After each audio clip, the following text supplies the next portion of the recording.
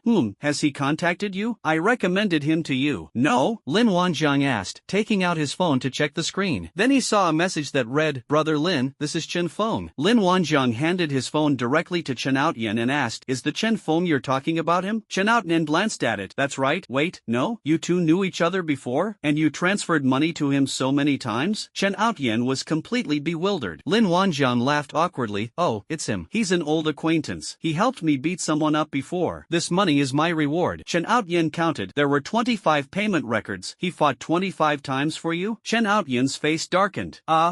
Yes. He did it voluntarily. Lin Wanjiang said somewhat embarrassedly. After all, hiring someone's nephew to beat someone up doesn't seem very honorable. Everyone was stunned. Chen Outyin silently felt sorry for Chen Feng for 2 seconds. So Chen Feng's life has become so difficult that he needs to work outside to earn extra money? Sigh, that kid is so stubborn. Even when he's short of money, he won't ask me for it. He does have some yuan jing, a type of in-game currency. But then he realized something was wrong. There were so many zeros in the transfer amount. Goodness. Chen Outyin took a closer look and realized that the total value was over 1,000,000 yuan. Chen Outyin gasped, silently counted again, and confirmed that there was no mistake. This money is too easy to make. He doesn't care about Chen Feng at all. Is this really his payment for beating someone up for you? Are you sure there wasn't any other deal between you two? Chen Outyin asked suspiciously. Hey, isn't the photo right here? Lin Wanjiang flipped through the records. You're beating the same person? What grudge do you have against this person? Chen Outyin realized that Chen Feng was beating the same person. Oh yeah, I just really don't like him. Before, it cost 100,000 crystals to beat him up, but now it's 200,000 crystals. Lin Wanjiang said, looking like a nouveau riche. Brother Lin, if you need to beat someone up in the future, you can call me. Tell me his name and where he is. Chen Outyin said solemnly, having completely forgotten about picking up Chen Feng. Isn't this faster than robbing people?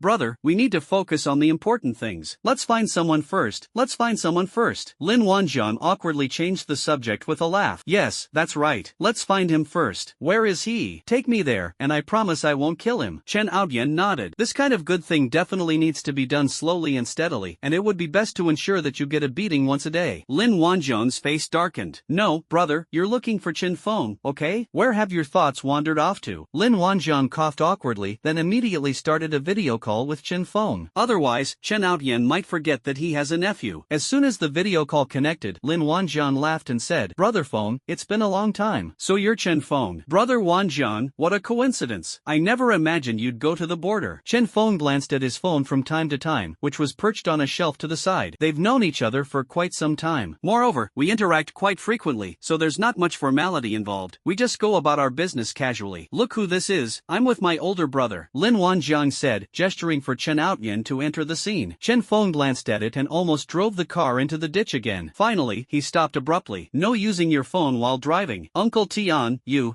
didn't say." Chen Feng was at a loss for words. "Brother Lin is here to pick me up." "Where are you? Send us your location and wait for us," Chen Outyin said directly. Chen Feng then immediately sent his location. "But this way of addressing me just feels a bit strange." "Brother Lin?" Lin Wanjiang called him uncle brother, and his uncle called Lin Wanjiang brother Lin. What did he call Lin Wanjiang? Wait a minute, why am I suddenly a generation younger than myself? Chen Feng. He felt terrible looking at Lin Wanjiang and Chen Outyin, who seemed like best buddies. Lin Wanjiang checked the location. It was less than 50 kilometers away, and they could pick them up in no time. "See you in a bit, we're on our way," Lin Wanjiang said as he hung up the video call. "Just do it. What about those people who are hunting you down?" Lin Wanjiang asked Chen Outyin. "I'm tired of running, and I don't want to run anymore." Chen Outyan's words were calm, but his killing intent was palpable. "Alright, I'll call for help then." Lin Wanjiang nodded. "Call for help? What do you mean, call for help?" Lin Wanjiang gathered his strength and roared, "Chen Outyin is here. Come quick, don't let him get away." Chen Outyan's face darkened. "Is this what they call calling for help?" I shook hands with a DJ. I must say, Lin Wanjiang has a really loud voice. In the dead of night, his shout carried far and wide. Of course, he also used some skill enhancements, which is why he achieved this effect. "Alright, get ready to harvest." Lin Wanjiang adopted the simplest and most straightforward method of gathering monsters. Chen Outyin was both amused and exasperated, but wouldn't that mean losing the stealth effect? Wouldn't it be safer to take them down one by one from the shadows? However, when he thought of Lin Wanjiang's ability to summon battle beasts, he didn't say much. Lin Wanjiang is indeed not afraid of large crowds. Oh well, that's just how capricious beast tamers are when they can summon beasts. The more people there are, the more excited he gets. Sure enough, less than 5 minutes after Lin Wanjiang's voice was heard, a 3-person team crept towards them. There were no good people around at this time, so Chen Outyin, who was hiding to the side, suddenly sprang into action and launched an attack on the 3 of them. It's likely that those who killed Chen Outyin weren't all highly skilled individuals. They all have 2 shoulders and 1 head, and some of their awakened skills are quite versatile. With his cunning and strategic mind, Chen Outyin easily dealt with the 3 men. The skills awakened by the 3 characters are clearly quite ordinary, and they are no match for Chen Outyin in 1 round. In the end, they only had time to pull the trigger of the crystal gun once, but it had no effect whatsoever before they were gone. After cleanly and efficiently eliminating the 3 men, Chen Outyin immediately left the spot and hid his whereabouts. Lin Wanjiang listened to the commotion around him and saw that no fewer than 10 people were quickly moving toward them. Lin Wanjiang summoned 50 warbears, which then scattered and charged out. A dark night for murder. Soon, sporadic screams could be heard, and the warbear began its slaughter. This is a battle of information asymmetry, and also a battle of unequal scale. Lin Wanjiang has achieved nothing of note. If they're the enemy, just take them out. He won't hold back. These people aren't worth his leniency. In less than 5 minutes, the warbear had finished the battle. Everyone who should have been nearby arrived, but they were all killed by the warbear. As for anything further away, Lin Wanjiang had no interest in waiting any longer. "Brother Tian, we're all done. Let's go pick up Chen Feng's nephew." "Speak properly. What do you mean by Chen Feng's nephew? Let's talk about each person separately," Chen Outyin said irritably. Lin Wanjiang grinned and summoned a giant eagle. He just caught this giant eagle deep in the mountains today. It's bigger than a person. He wasn't really sure if Zhang Ying could carry Chen Outyin. He himself only pretended to ride the eagle because he could fly. But Chen Outyin is different. He can't fly. So Lin Wanjiang chose a large eagle for him. At least they won't run out of energy halfway through the flight. "Can you ride a giant eagle? If not, we'll ride horses," Lin Wanjiang asked. Chen Outyan's eyes brightened. "I've never ridden in one before, but it shouldn't be a big problem. He's never ridden a sculpted bird before. I imagine the feeling of looking down at the earth from high above must be quite amazing." He really wanted to give it a try. In the end, Chen Outyin chose to ride the giant eagle. "Brother, you'd better hold on tight. This eagle has the giant strength skill. It's incredibly strong," Lin Wanjiang reminded him. "Play around, have fun, but don't treat life and safety as a joke. It would be ridiculous if I landed and died immediately." The giant eagle flapped its large wings and took off off directly into the air. Chen Outyen unconsciously gripped the eagle's back tightly with both hands. If the eagle were to fall now, he would have no face left to save. As a result, he plucked several hairs from the eagle, causing it to wince in pain and unconsciously increase its speed. Chen Outyen reacted quickly and managed to steady himself, gripping the ground even tighter with both hands. The eagle felt pain again, let out a long cry, and increased its speed even more. Chen Outyen almost fell, and his hands instinctively grabbed the eagle's neck. The giant eagle sped off at full speed, carrying Chen Outyen away. A sharp shriek pierced the sky. Lin Wanjiang was utterly astonished. Unexpectedly, Chen Outyen was so fierce and fast on his first time riding an eagle. He clung to Chen Outyen like a puppy, terrified that Chen Outyen would fall. At that speed, a fall would be fatal. As expected of the eldest brother, his spirit is unmatched by ordinary people. A dozen minutes later, the two landed and found Chen Feng. When Chen Feng saw Chen Outyen arriving on an eagle, his mouth dropped open. "Uncle Tian, you actually came riding eagles. That's amazing." Chen Feng's eyes were full of admiration. Compared to the giant eagle, Lin Wanjiang's eagle paled in comparison. Chen Outyen climbed off the eagle's back and managed to stand still. "Ugh, Xiaoyi, ugh." Chen Outyen originally wanted to put on a calm and collected demeanor, but he couldn't hold it in and ran to the side to vomit. Vomit. The harder it flies, the harder it spits. Chen Feng was somewhat embarrassed. However, Chen Feng quickly changed the subject and started catching up with Lin Wanjiang. One should still consider the feelings of one's uncle. Having vomited, Chen Outyen laughed heartily. "Ah, brother, this eagle, and I really hit it off. It'll be my mount from now on." Upon hearing this, the giant eagle's eyes nearly popped out of their sockets. "If I make you sit like that a few more times, won't your back become bald?" "Of course I have no problem with it. It just depends on what the eagle thinks." Lin Wanjiang shrugged. "As for mounts, Chen Outyen still needs the great eagle's approval. Otherwise, you can't force a sculptor to behave. If the giant eagle approves of Chen Outyen, giving him one wouldn't be a problem." "Hey, big eagle, how about becoming my partner from now on?" "No problem, right? It's all a mess. The seniority is completely messed up, and Chen Feng has become the only junior in the room." Chen Outyen walked over and rubbed the spot on the eagle's back where he had scratched it. The eagle cried out, indicating that there was a problem, a very big problem. Chen Outyen was overjoyed. "Hee, I knew it. We're destined to be together. You'll definitely be willing. Don't worry, I'll take good care of you from now on." The eagle cried out again, its cry louder than ever, its face full of resentment. "I don't want to."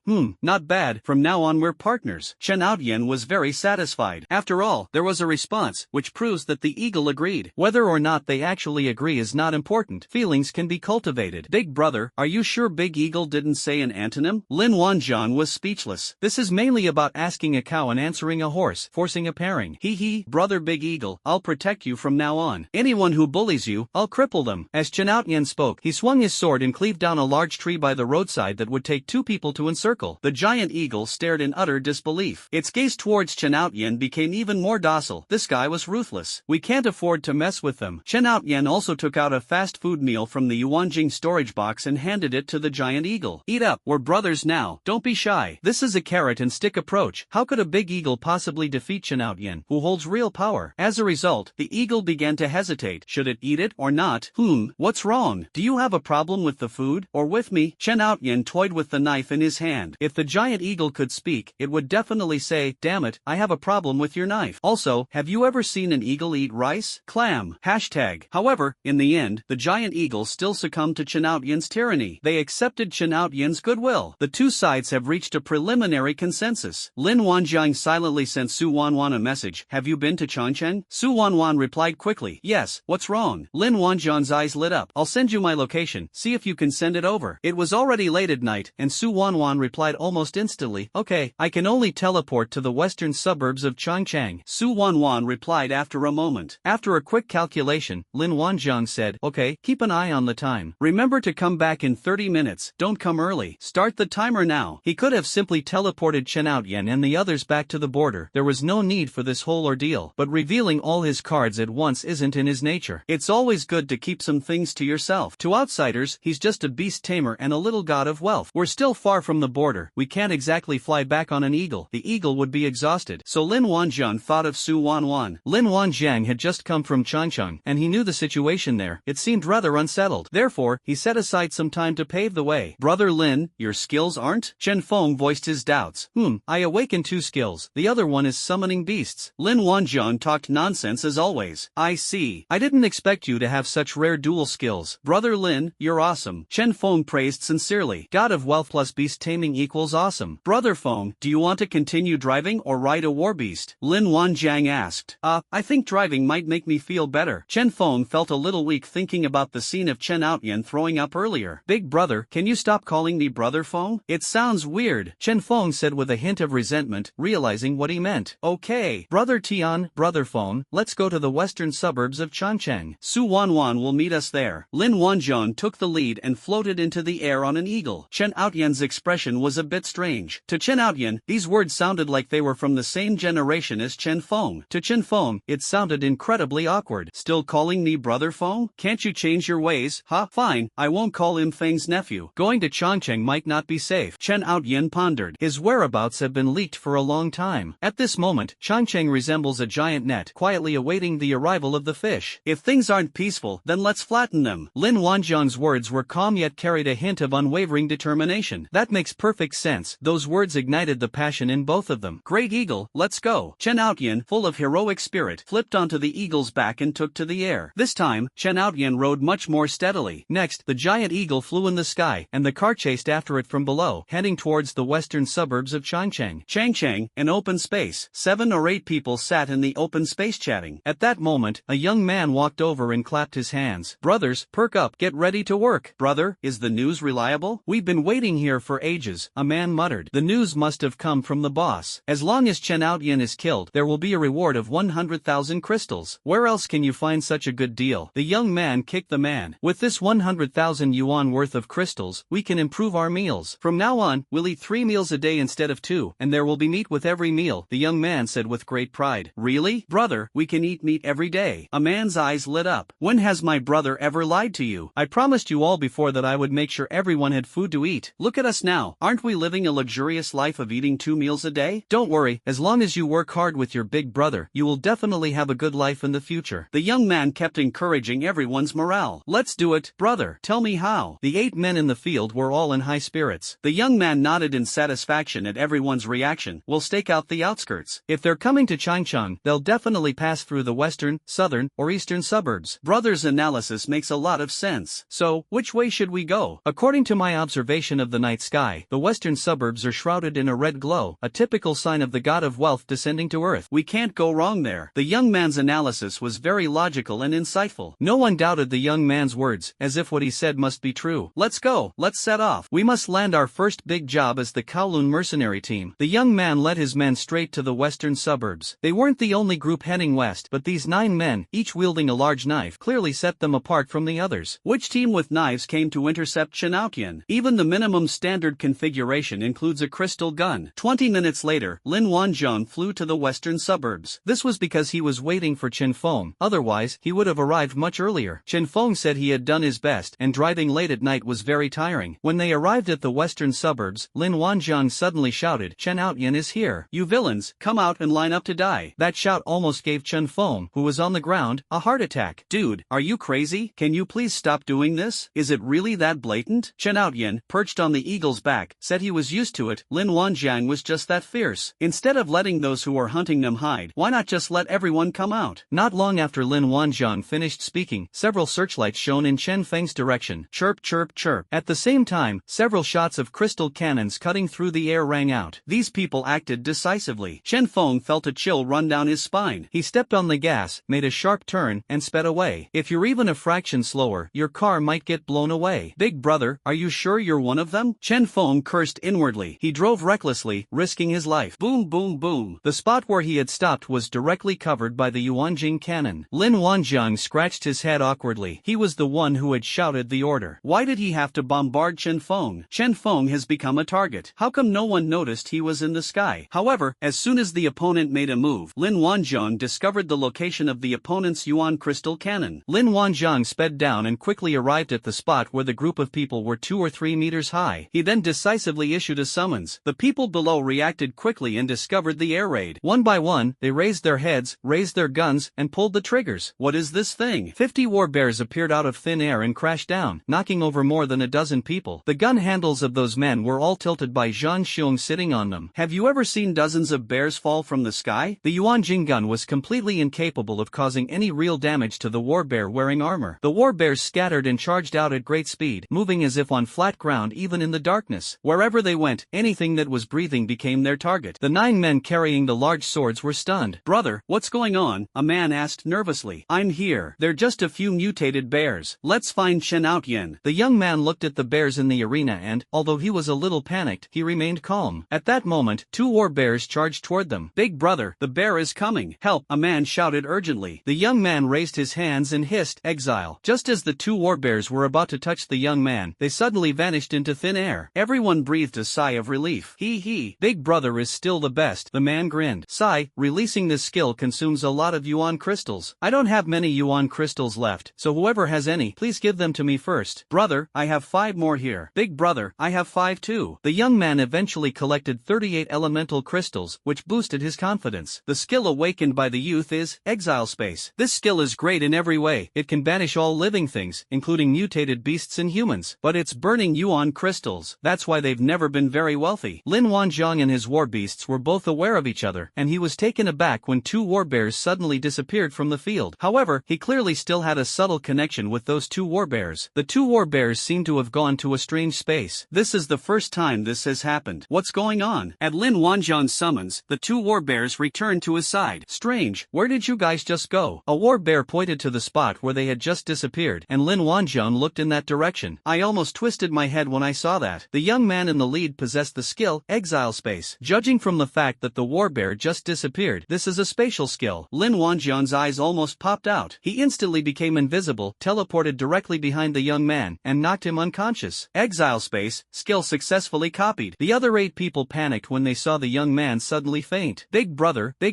what's wrong? Big brother must have overexerted himself by using his skills. Let's go, carry our brother and leave first. We're not going to make any more money. The group of people hurriedly carried the young man and ran towards Changcheng. These people were dressed very simply, and almost all of their clothes had several holes in them. Apart from the young people, everyone else awakened some ordinary skills. The equipment was a somewhat rusty broadsword. This is the kind of person who looks like they're struggling to make a living. He's probably someone who took the bounty to make a living. There are many people like this in this society. Some people do very well, while others do very poorly. Lin Wanjiang did not kill them this time. Let's just say it's for the sake of the exile space skill. Exile space, a self-contained space where living things can be exiled. Lin Wanjiang sensed the existence of a certain space and established a connection with it. With a single thought, he could see everything within the space, just like the master of this space. This is a completely isolated space, dusty and empty. No wonder it's called the exile space. People would go crazy if they stayed there too long. Lin Wanjiang could clearly sense that this space was constantly consuming energy. Moreover, the more energy he provides, the larger this space becomes. However, this means that the continuous consumption will also increase. Lin Wanjiang's eyes shone brightly. It's just yuan crystals, he has plenty. He's nicknamed Little God of Wealth, so why would he care about expenses? He directly expanded the space to its maximum, and this space instantly became a huge space with a diameter of about 400 kilometers. Isn't it a bit too big? Even Lin Wanjiang, who was skilled in 100 arts, couldn't help but feel a little dazed. Moreover, he felt that this space could continue to expand as his level increased. Good deeds are indeed rewarded. He went to great lengths to save people, and in the end, he struck gold. Heaven has eyes. Maintaining this enormous space requires an astronomical amount of elemental crystals, which ordinary people simply cannot afford unless they have a mine. Without hesitation, Lin Wanjiang threw a massive amount of elemental crystals into the exile space. They only stopped when the elemental crystals had piled up into several small mountains. Aside from being a bit dull and monotonous, this space seems to be fine right now. He released several war bears into the area. Then, to their bewildered surprise, it was summoned again. It really can banish living things. This skill was probably originally created to allow people to banish bad guys, right? If they were to send a few people to life imprisonment there, they'd probably die of loneliness and isolation. But in Lin Wanjiang's view, they didn't deserve such treatment. This is his private little kingdom. Then he started digging up the soil and trees. Just as he was immersed in his own world of joy, the young man he had knocked unconscious suddenly woke up. They had only walked a few hundred meters, and they woke up a bit too quickly. Who just hit me? The young man shouted, jumping up and down. Brother, you fainted. You must be too tired. You need to rest, a man said with concern. The others nodded in agreement. Lin Wanjiang glanced at the young man, stopped what he was doing, deactivated his invisibility, and walked towards him. Are you mercenaries? Lin Wanjiang asked curiously, because the other party is indeed doing quite poorly. The young man became wary as he saw Lin Wanjiang walking towards him and did not answer Lin Wanjiang's question. Who are you? This person is neither Chen Outyen nor Chen Feng. He has seen the photo, there's no mistake. The other 8 men also drew their knives and stood ready. How many yuan crystals did you get for intercepting Chen Aotian. I can give you double that in return. How about you do things for me from now on? Lin Wanjiang smiled without answering the young man's question. At this moment, a man spoke up. You can get 100,000 crystals for killing Chen Aotian, but can you give me 200,000 crystals? Lin Wanjiang almost laughed in anger when he heard this. A crystal costing 100,000 yuan? Is this a mercenary squad with such low prestige? He now gives Shining 200,000 yuan every time he beats him up. No wonder they've all ended up like this. Lin Wanjiang didn't waste any time and directly took out 20 bags of yuan crystals and neatly arranged them in front of everyone. This is worth 200,000 yuan. The man who spoke opened his mouth wide, and not only him, but everyone else did the same. Even the young man's eyes lit up with fervor. Boss, who are you going to kill? The young man grinned. I'm going to hire you long term. Is there a problem with you only being able to follow my orders from now on? Of course, this 200,000 yuan is just 1 month's salary, Lin Wanjiang said, acting all wealthy and powerful. Really? The young man's eyes widened. Lin Wanjiang nodded. Realizing what he had done, he immediately agreed. No problem. Of course, no problem. Come here quickly. Everyone greets the boss. From now on, the boss's word is law. We'll follow wherever the boss tells us to. The young man's face was beaming with joy. Greetings, boss. The others also beamed with joy. Have they managed to curry favor with a powerful figure? Does that mean we can eat 3 meals a day from now on? Boss, my name is Zhao Shun. May I ask your surname? The young man said with a smile. Lin Wanjiang. Lin Wanjiang did not hide his identity. Boss Lin, will we be working directly under you from now on, or? The young man inquired about the upcoming work plan. He looks like a loyal business partner. Lin Wanjiang's face twitched. Things were going a little too smoothly. Aren't you being a bit hasty? You got it for 200,000 yuan? He was still thinking about whether to raise the price. Your mercenary squad is lowering the bar for the industry. However, Lin Wanjiang liked their straightforwardness. He considered employing this group of people long-term because he saw their potential. Although they seem to lack professional skills right now, they may be rookie mercenaries. They were all carrying large razor blades, but Zhao Shun has great potential. Exile Space is not only incredibly skilled, but its individual abilities are also undeniable. They were already so poor, yet these people were still willing to follow him. Based on this leadership alone, Lin Wanjiang has high hopes for him. Why don't you ask me why I chose you? Lin Wanjiang asked. There must be a reason why the boss chose us. We just need to follow orders and won't ask questions we shouldn't. Zhao Shun immediately got into character. He is clearly a very intelligent person. Lin Wanjiang nodded. This kind of person must have a very high level of execution ability. Exile Space is a good skill. I have high hopes for you. Lin Wanjiang looked directly at Zhao Shun. Zhao Shun's body trembled slightly, clearly shocked that Lin Wanjiang knew about his skills. Boss, how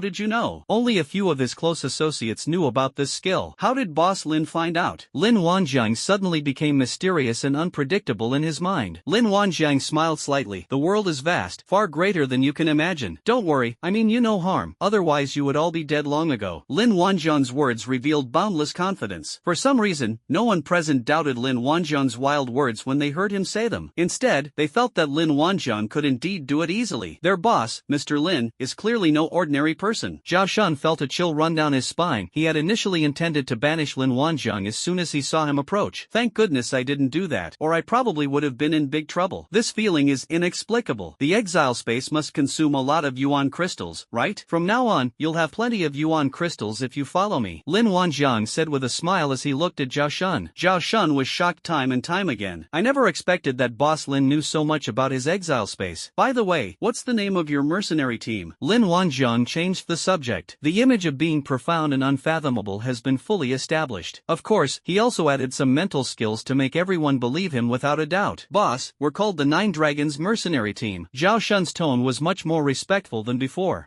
Not bad, quite a catchy name. Your first task is to expand your force. Expansion? Zhao Shun asked, puzzled. Use your talent for persuasion. No, I mean, use your leadership skills, and is it a problem to build a team in Changcheng in a short time? Aren't you afraid that once I've gathered enough people and the team has grown, they won't listen to me? Zhao Shun didn't understand what this boss was thinking. You trust him that much? They've only just met. Just because you said that, I believe you are a man of your word. Lin Wanjiang waved his hand. Disobedient? Not a chance. Once you see his methods, you'll be obedient. Lin Wanjiang was very confident. Here, this is my contact information. Add me and let me know anytime if you need funding. Then, Zhao Shun added Lin Wanjiang as a friend without really understanding what was going on. Alright, you guys rest here for a bit. I still have some things to take care of over there. While everyone was chatting, more than a dozen troop transport vehicles drove out of Changcheng. A whole battalion of soldiers jumped off the vehicle. This is a regular army, not a mercenary squad. The fact that the military was mobilized for Chen Outyen is outrageous. Given Chen Outyen's personality, he definitely wouldn't sit on the eagle's back to watch the show. At that moment, he was engaged in a fierce battle with some men in black. Chen Feng also turned back and joined the battle. With Lin Wanjiang's 50 war beasts, they could say they had it easy. But the situation changed instantly when this battalion of soldiers joined. Lin Wanjiang moved swiftly and appeared around the soldiers of that battalion. His speed left the Kowloon mercenary team completely stunned. Mr. Lin is indeed very capable. With that speed, killing them would have been a piece of cake. Even if they looked closely, they could only see after images. Of course, it could also be because it was dark. If Lin Wanjiang's speed surprised them, what happened next was something the Kowloon mercenary team would never forget. As Lin Wanjiang rushed toward that battalion of soldiers, he was already calling for preparations. This time he will summon 2,000 warbears. With so many of them, there will be a skill recovery animation. So he was already casting the spell as he marched, and just as he charged into the ranks of soldiers, the summoning was successful. 2,000 warbears descended from the sky, instantly causing all the soldiers in this battalion to lie down. More than a dozen troop transport trucks were also submerged. He was down in just one round, before the fight even started. The 9 members of the Kowloon mercenary squad stared blankly at this scene, their hearts filled with waves of emotions. My goodness, is Mr. Lin cheating? Boss Lin is awesome, a man exclaimed softly. He spoke for everyone. That's truly impressive. Even using majestic to describe it is no longer appropriate. Zhao Shan also understood why Lin Wanjiang was so confident. If he really manages to build up the team, those who disobey will likely face their fate in an instant. In that instant, everyone's thoughts were pure, to fight for the boss for life. Money in hand, but people are useless. Even if you had impure thoughts before, you are now pure at this moment. They didn't just latch onto a powerful figure, they latched onto a rocket. This is going to soar to new heights. Could someone like Boss Lin be mediocre? No, definitely not. He will surely have a place on the conference table of the Huaxia Alliance in the future. If he didn't have that, he'd probably flip the table. Now that they have gained Mr. Lin's favor, their life trajectories are very likely to be rewritten. Everyone understands this better than anyone else. Everyone has opportunities, but only 1 in 10,000 can seize them. Big brother, let's go, let's get the team together. Yes, let's get the team together. We must strictly implement the boss's instructions. Everyone is now full of energy. Putting everything else aside, where can you find a job that pays 200,000 yuan a month? Even though they have to share it among 9 people, that's still a lot. Killing Chen Outyen would cost 100,000 gold coins, and they would have to risk their lives. Didn't you see that all those who ambushed Chen Outyen are dead now? They not only escaped with their lives, but also gained the favor of the god of wealth. Even though we're poor, we can still do the math. Although Zhao Shun was also full of enthusiasm, he remained relatively calm. He grumbled, his face full of exasperation, at least wait until dawn. Are you going to kick someone's door in the middle of the night? He, it seems so. Then let's wait until tomorrow morning. Everyone was as happy as children. At this moment, they all saw hope, real hope. At that moment, an angry shout rang out. Lin Wanjiang, it's you? How is that possible? Lin Wanjiang looked over upon hearing the sound, and exclaimed, ah. A person was standing on a big tree, looking quite dashing and carefree. However, Chen Outyen recognized him and cursed, Chen Xinli, you bastard, you actually tried to kill me. Lin Wanjiang came to his senses. Chen Xinli? Isn't Chen Xinli the commander of the 5th Regiment? Others had never seen him, but they remembered his name. What? Are people from the same legion so disregard for camaraderie? You stole Lin Wanjiang from me. Do you really think I can swallow this? If he were in my 5th Regiment, the glory of the 7th Regiment today would belong to my 5th Regiment. Chen Xinli was equally furious. Lin Wanjiang's performance after joining the legion has indeed been outstanding. This made the other groups quite envious. There was some resentment towards Chen Outyen personally intervening to snatch him away. However, as comrades and relatives, they had no reason to turn against each other. So Lin Wanjiang is just an excuse. Alright, don't drag me into this. I'd rather not associate with someone who would lay a hand on their own brother. Lin Wanjiang calmly interrupted Chen Xinli's cursing. It's so pointless to make it look like a street brawl between mistresses. Lin Wanjiang, how did you conjure up so many war beasts? Chen Xinli asked with a gloomy face. Isn't Lin Wanjiang a beast tamer? Didn't they say he only had a little over 200 battle beasts? How could so many war beasts be summoned all of a sudden? Can war beasts be summoned out of thin air? How come he had never heard of this before? You're not a kid anymore, asking such a childish question. Do you think I'd tell you? Lin Wanjiang scoffed. And another thing, didn't you see the dark clouds overhead? Be careful not to get struck by lightning if you stand too high. Lin Wanjiang kindly reminded him. As soon as Lin Wanjiang finished speaking, the suburbs were instantly as bright as day, and a thick bolt of lightning ripped through the sky. It hit the big tree where Chen Xinli was standing. The tree was instantly split in two. Chen Xinli died. The Kowloon mercenary team was shocked once again. The boss's words are now law. Wow, boss is awesome. Not to mention mention the Kowloon mercenary team, even Chen Outnen and Chen Feng were stunned. Actually, Lin Wanjiang himself was a little surprised. Of course, it's not that his mouth is actually blessed, nor does he have any ability to make his words come true. He was just conducting an experiment. He sensed that the lightning element in the air seemed to be becoming more active, and the dark clouds in the sky were so heavy. So he added a little lightning elemental power and gathered it towards the top of the big tree. Unexpectedly, this actually attracted thunderous retribution. All I can say is that he studied physics very well. Master physics and chemistry, and you'll be able to go anywhere in the world without fear. Of course, there's also an element of luck involved. The dignified commander of the 5th Regiment, Chen Xinli, was struck dead by lightning, without any warning. Indeed, in the face of the power of nature, humanity is quite weak. Even if they awaken, they are still weak. Comrade Shaolin, is your mouth blessed? Chen Outyan asked with a suspicious look. Don't talk nonsense in the future, just call me Xiao Feng, Chen Feng said with a resentful look. Just thinking about Brother Feng gives him a headache. If this mouth really is blessed, I'd be devastated. Chen Feng was truly amazed tonight, shocked one after another, until he was completely stunned. My mind is still filled with the scene of Lin Wanjiang summoning thousands of warbears. That was absolutely terrifying. Lin Wanjiang shrugged. What does it have to do with me? He got struck by lightning for showing off. Lin Wanjiang ignored Chen Outyan and Chen Feng and went straight to the Kowloon mercenary team. The 9 members of the Kowloon mercenary squad stood ramrod straight, their eyes burning with fervor as they looked at Lin Wanjiang. Have you all remembered the mission? If you have, you can dismiss. Report any issues immediately. Lin Wanjiang said calmly. Don't worry, boss, I guarantee I'll complete the task. From now on, your word is law. Zhao Shun declared his loyalty. Lin Wanjiang nodded. The Kowloon mercenary squad members left one by one as if they had been injected with chicken blood. What Lin Wanjiang didn't expect was that his unintentional action today would result in the creation of his own human army, the Kowloon army. But that's a story for another time. Brother Lin, who are these people? Why did they leave? Chen Feng asked as he walked over. Hee, it's nothing, just some poor people who can't get enough to eat. Lin Wanjiang changed the subject with a laugh. You have quite a few people who want to kill you. Chen Feng sighed. Sigh, that's what it's like to be born into such a big family. I thought that going to the South District Academy would help me avoid some of the conflicts, but it's still no use. So what are your plans for the future? Lin Wanjiang asked. Phew, what plans can we have? You see the situation. Let's just take it one step at a time. I guess things will only be peaceful after the new head of the family takes over. Chen Feng sighed, not very optimistic about the future. Indeed, anyone who was being hunted down by their own family's forces would likely experience a mental breakdown. Lin Wanjiang nodded, offering no words of comfort. There was no mention of helping the other party seize the position of family head. He's not a saint, nor does he consider himself a saint. Boom boom boom. The reason they came to rescue Chen Outyan was simply because they liked the person. Although Chen Outyan has some minor flaws, he is still like an older brother overall. He's a real person with flesh and blood. Lin Wanjiang will not hesitate to offer any help he can. After all, everyone has feelings and friends. He's not a cold-blooded animal. However, Lin Wanjiang had no interest in the struggle for the position of family head. If you have the ability, then go for it. If you don't, then stay put. That's their family matter. He's an outsider, so he can't just go and slaughter the entire Chen family, can he? No one else from the Chen family bothered him. These kinds of things are always a thankless task, so Lin Wanjiang didn't say much. Since the person was safe, he could consider his mission a complete success. Now we can only go to the border. Let whoever wants the position of family head take it, Chen Outyan said as he walked over after hearing their conversation. Only now can he feel a sense of warmth and security at the border. Alright, since you've made up your mind, let's do it this way. Lin Wanjiang nodded and started digging again. What are you doing digging this soil for? Chen Outyan asked, puzzled. Keep it as a souvenir. Lin Wanjiang made up on the spot. He can't exactly say that he still has an exiled space waiting to be greened, can he? But why did you pull up the saplings? To keep them as souvenirs? Chen Outyan's face darkened. Yes. Lin Wanjiang pulled up one of almost every different kind of small tree. Then they were thrown into the exile space. Let's start by greening the environment. The soil here nurtures the trees here perfect. I'll copy the rest in batches when I have time. Lin Wanjiang only picked small saplings, the kind big enough to fit into a yuan crystal storage box, so Chen Outnan didn't think much of it. I'll just treat it as a memorial. A short while later, Su Wanwan teleported over and wasn't too surprised to see Chen Outyan and the others. With such a big incident happening to the Chen family, and so many people talking about it, it's impossible to keep it a secret any longer. Many large families will receive this information immediately. Such power struggles are all too common. She could guess some of the things. Thank you so much, Miss Wanwan, for making this trip so late. Chen Outyan expressed his heartfelt gratitude. It's nothing, just a small favor. Where are you going? Su Wanwan smiled slightly. Lin Wanjian nodded to her as a greeting. Let's go back to the border, Chen Outyan said. The group group was teleported directly back to the border. Su Wanwan did not linger at the border. After chatting briefly with everyone, she bid farewell and left. Lin Wanzhong stretched and left Chen Outyan and his nephew to rest. He accidentally activated his X-ray vision, which made him a little agitated. He needs to calm down. Chen Feng, who had just been teleported for the first time, was still unable to calm his excitement. We were in Chongqing a moment ago, and now we're at the border? He looked around at the scenery. This was his first time at the border, and he was quite shocked. This is my defense zone. It's safe here. Let's find a place to rest, Chen Outyan said, also planning to go and rest. But he immediately realized something was wrong. Where were his 7 regiments? He turned around and only saw a bright red pheasant standing proudly on the earthen wall. But not a single soldier from his 7th regiment has disappeared. What's going on? He almost lost his temper because he loved his soldiers like his own children. What's wrong, Uncle Tian? Chen Feng asked, puzzled. Just as Chen Outyan was about to go and ask Lin Wanzhang, a muffled drumbeat sounded. He looked in the direction of the sound and saw hundreds of riders speeding from afar. That's the sound of a horde of war beasts charging. Upon seeing this familiar scene, Chen Outyan's heart, which had been hanging in suspense, instantly relaxed. Who else could this be but a wild boar cavalryman? More than 280 wild boar cavalrymen galloped past in a grand procession. Uncle, what are these? Chen Feng exclaimed, his mouth agape in surprise. Calm down, these are my soldiers, Chen Outyan said proudly. Wild boar cavalry. So Lin Wanzhang actually sent them all to training. Not bad. Does that mean all 7 regiments of his will have mounts? I just don't know if this will affect the rest of the other soldiers. Uncle Tian is awesome. You actually formed a war beast cavalry. Chen Feng had never seen such a scene in the academy before. Although they were wild boar cavalry, their momentum was still quite astonishing. But then he thought about Lin Wanzhang and felt relieved. Needless to say, these war beasts naturally belong to Brother Lin. Brother Lin is truly a genius. Lin Wanzhang found the dog, who was sleeping.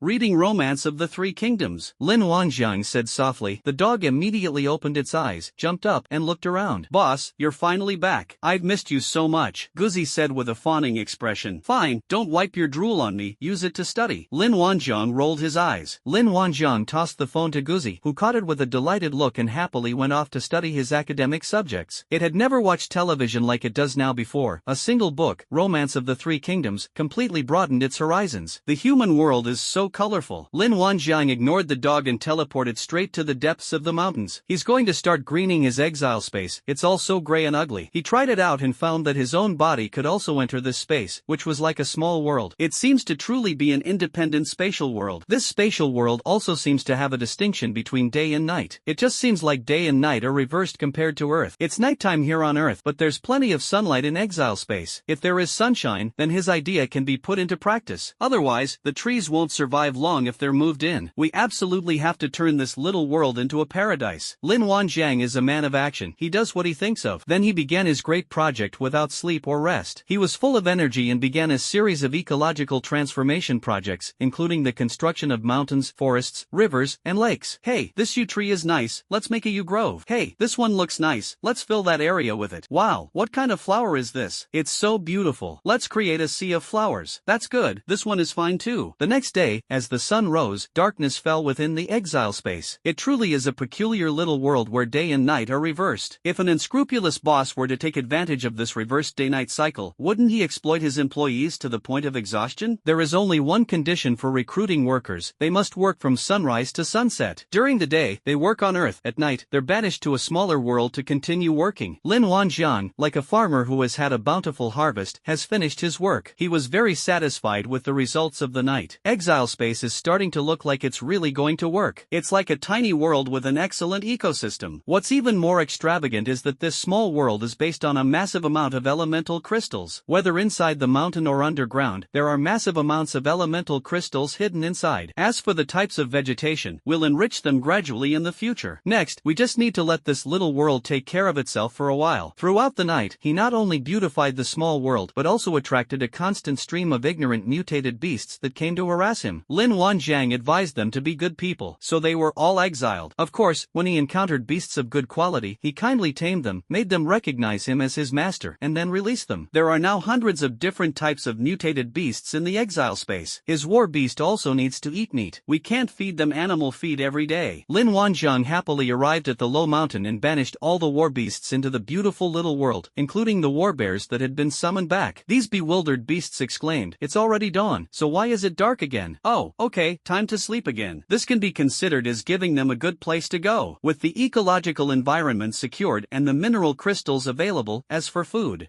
first, those few mutated beasts are definitely not enough to feed these nearly 50,000 war beasts. We still need to supplement with commercial feed. Now that the territory is big enough, he has designated a mountain for each type of war beast. After being categorized and grouped together, it also facilitates friendly communication between the war beasts. The propagation of species is also very important. We must follow the path of sustainable development. The number of wolf warriors and bear warriors is the largest. Lin Wanjiang even specially arranged an extra hill for them. Now that we're so developed, even dragonflies and bees have their own territories. This time, after being teleported to Changcheng, Lin Wanjiang understood the importance of exploring the map. Fortunately, he had the foresight to send his underling to find the map. If his little dragonfly brother hadn't opened the map over there, Lin Wanjiang was unable to provide timely support. Now his dragonfly and bee minions have almost explored the entire map of the China Alliance. Of course, this is just the general direction. Some specific areas still need to be continuously explored. One day, he should be able to teleport wherever he wants. After settling the war beasts, Lin Wanjiang hummed a little tune and used stealth teleportation to return to the earthen wall. He saw that the soldiers of the 7th Regiment were still training. It's been all night. Are you sure your butt won't peel? That's way too much. He didn't make them stay up all night. However, judging from their skill in riding pigs, they are indeed quite adept at it. Lin Wanjiang called out to everyone to stop, otherwise it would be considered a work injury. Stop, everyone, come and gather here. The crowd stopped when they heard Lin Wanjiang shout. Xiaobo also gathered with 100 wolf riders. He trained with everyone all night, and his clothes were soaked through. The fat man has been exercising quite a bit these days, and his body has become much stronger, but he doesn't seem to be losing weight. Sigh, it's probably just how we are. You need to balance work and rest. You can't get fat in one bite. Lin Wanjiang said slowly, looking around at everyone. Xiaobo stared at Lin Wanjiang with a resentful look in his eyes. Lin Wanjiang ignored him and looked at the boar cavalry, continuing, from today onwards, all mounts will be replaced with war wolves. Go and choose your own companion. As soon as Lin Wanjiang said this, more than 280 people almost fell off the back of the wild boar. They ride the pigs so hard just so they can officially become wolf riders as soon as possible. After hardship comes happiness.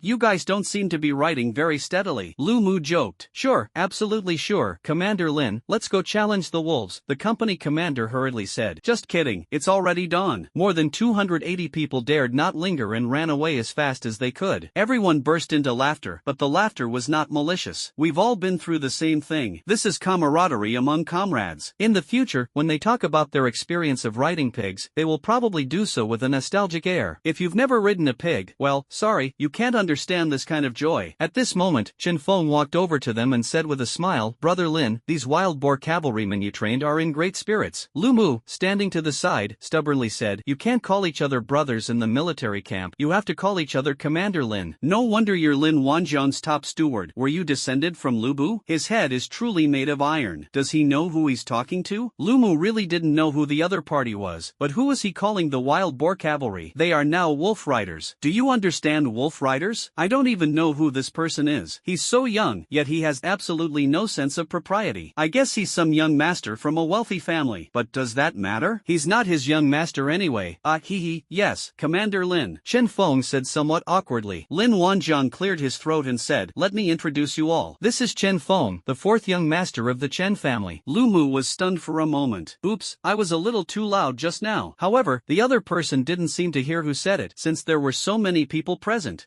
It's none of my business. It's none of my business. Don't look at me. Lu Mu looked into his nose, and with his nose, he looked into his heart. Alright, let's dismiss everyone and take a 1-hour break. Lin Wanjiang glanced at Steward Lu and couldn't help but chuckle. When they had some free time, Lin Wanjiang and Chen Feng chatted. Lin Wanjiang also learned some recent events at the 5 Elements Academy from Chen Feng. Shining has been taking leave every few days and has rarely gone to the academy lately. On the surface, Heilong and his group also distanced themselves from Shining. There was no other way, we were too scared to back down. If you distance yourself from Shining, you'll at most get a beating from him. But if you still cling to him, you'll get beaten up every day, and every day will be a different beating. Shining is currently in dire straits himself and has no time to deal with them, so they directly severed ties with him. Since Lin Wanjiang's rebirth, it seems that many things have taken a different turn. In addition, 5th grade students are at the age where they need to engage in social practice. Their class from the 5 Elements Academy will be stationed in the northern border region. Since a beast tide had recently occurred on the northern border, it shouldn't happen again anytime soon. Therefore, the safety factor is higher when traveling along the northern line, at least that's what what the leaders think. The college leadership arranged for this year's social practice to be held in the north. Lin Wanjian just wanted to say one thing: you're too optimistic, brother. This is just a small-scale beast tied in the mind. Of course, Lin Wanjian also knew that this kind of social practice was just a formality. Add some information to their resumes. Today, all the colleges in the Huaxia Alliance practice elite education. People from ordinary families can't get in, and they're not qualified to get in. The awakening ceremony held annually by the Academy of Light requires a massive amount of elemental crystals. Do they really think the college is a charity? Therefore, you can't get into the academy without connections. That makes it easier to understand. Graduates from colleges usually have job placements. Coming to a dangerous place like the border is just a way to make your resume look a little better. This is not the harmonious society before the Common Era, where everyone was equal and everyone had access to education. We live in an era overrun by mutated beasts, where danger lurks everywhere. The Huaxia Alliance, composed of various forces, will certainly not be able to achieve a fair distribution of resources. Class differences are particularly evident at times like these. Resources will definitely be allocated to your own people, or those who are valuable. If everyone goes to school and their minds are enlightened, how will the major families maintain control of the alliance? One person shouted, "I want equality. I want freedom." Who will guard the border? Who will kill those mutated beasts? Who will do the dirty and hard work? How can the interests of all parties be guaranteed? These are all very real problems. Therefore, ordinary people have no access to the inner circle. They can only be assigned tasks. Of course, Lin Wanjian couldn't criticize these college students either. It seems he also got into the college through family connections. The fact that his grandfather was able to leave him a 5 million yuan inheritance says it all. The only difference between Lin Wanjian and the others in the academy is that he has now been expelled and is now a member of the working class. Now that he's on the border, he's interacting with ordinary people at the bottom of society, doing dangerous work to protect the alliance's borders. Therefore, he also represents the ordinary people to some extent. However, Lin Wanjian, this ordinary person, is anything but ordinary. The students from the academy will arrive in about 3 days. At that time, it may be necessary for the border guards to provide some protection. Chen Feng had originally intended to persuade Chen Outyen to take on the protection mission. However, Chen Outyen insisted that Lin Wanjian was now in charge of the 7th Regiment and told him to go and discuss it with Lin Wanjian. So Chen Feng arrived early in the morning. Taking on the task of protecting the trainees will definitely have many benefits, the most important of which is expanding one's network. This is a good opportunity to make more friends and expand your network. He knew some basic information about Lin Wanjian, and this was for Lin Wanjian's benefit, a way of returning the favor. Moreover, Lin Sishan's name is quite well known in the 5 Elements Academy. This wave will definitely earn you tons of friendship points. Lin Wanjian knew this was Chen Feng's good intention, but he had little interest in it. Chen Feng was really anxious. However, Lin Wanjian can check if there are any skills he hasn't copied yet. After all, his expulsion was somewhat sudden, and it was impossible for him to have met everyone in his grade. He didn't even have time to look at some of the girls.